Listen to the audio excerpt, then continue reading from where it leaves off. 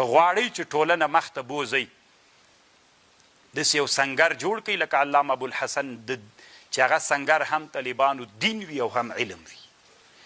دا خو موږ چې زده کوو دا خو دین ده طالبان، دا خو به خود زده کوو، خو څوک هم باید زده کوو.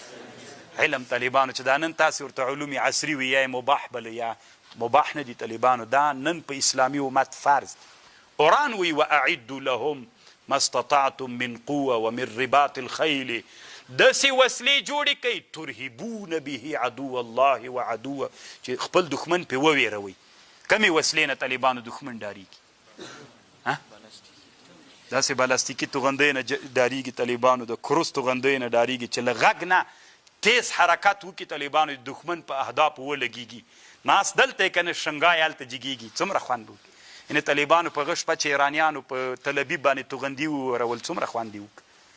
ځکه د اسلام له هدف نه خو ول که نه د الله اکبر په نوم باندې څومره یې ولړزو طالبانو. اسرائیلو بیرته متقابل برید کله بیا وکړ.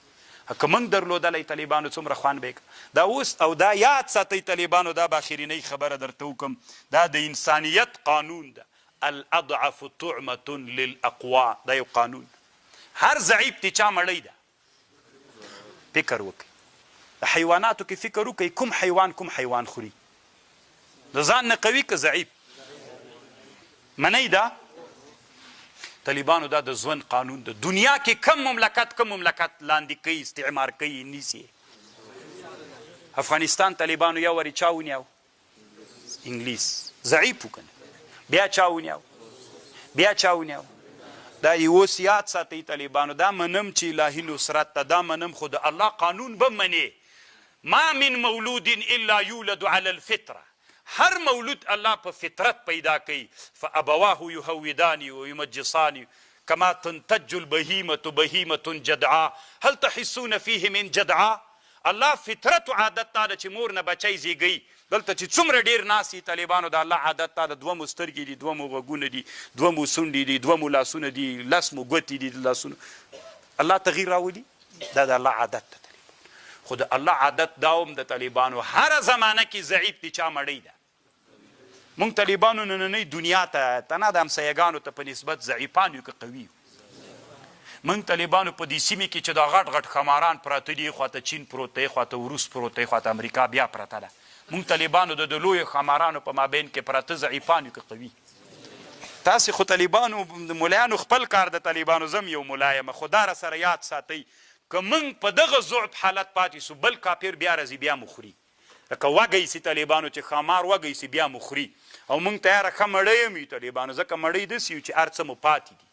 دا یاد ساتئ، الاضعف طعمة للاقوا. څه وخت موږ د دوی له مړیتوب نه وځو، موږ دې ته په دې خوشحاله کړي، ماته مو کړه، بیا یې ماته خو دې کړه، خو ته خو دا باندې فکر وکړه چې موږ څومره ووژل سولو، څومره تباه سولو، څومره بېلارې سولو، څومره سرکونه نه لرو، څومره بې فرهنګه او بې تاریخ سولو، څومره وځورېدلو، څومره افغانان مو تیت په ترک سول. د دې خو پوښتنه کوه که نه خبر. دا اوس هم چې زه عمان ته تللی وم، افغانان بیچارهګان دوه دانې هلته بیړۍ کې ورک سوي، خو دا نهنګانو خوړلي که څوک و، دا خو د دې پوښتنه خو مو وکړه که نه.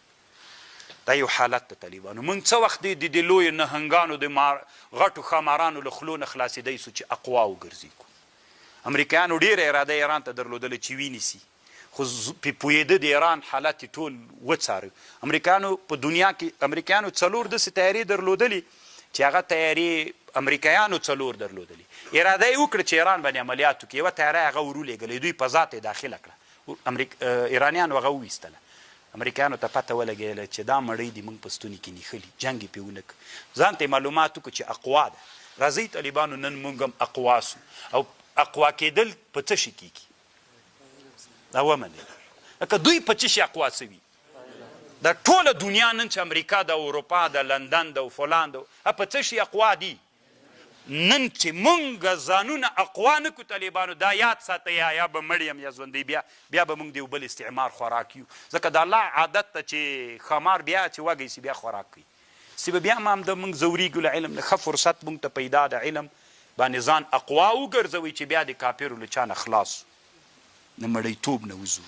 نو دا طالبانو دغه د قرآن دلته اوس یوه